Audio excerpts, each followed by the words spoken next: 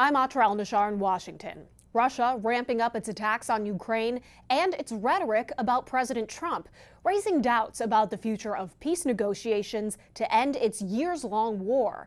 And President Trump's reacting to this and telling us his thinking about what he may do next.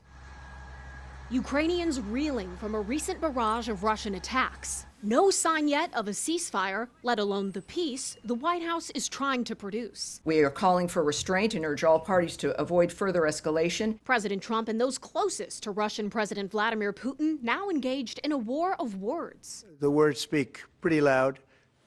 We're not happy about that situation. In a pair of recent social media posts, President Trump said Putin has gone absolutely crazy. And if it weren't for me, lots of really bad things would have already happened to Russia, and I mean really bad. He's playing with fire. Dmitry Medvedev, former president of Russia, now a top security official, replied, "I only know of one really bad thing, World War III. I hope Trump understands this." And Kremlin spokesperson Dmitry Peskov said Trump was being emotional. Despite these words and Russia's escalated attacks on Ukraine in recent days, President Trump still undecided about whether Putin is serious about negotiating an end to the war. We're going to find out whether or not he's tapping us along or not. And if he is, we'll respond a little bit differently, but it'll take about a week and a half, 2 weeks. In light of these latest attacks, Ukrainian President Volodymyr Zelensky is among those calling on the U.S. and Europe to impose additional sanctions on Russia.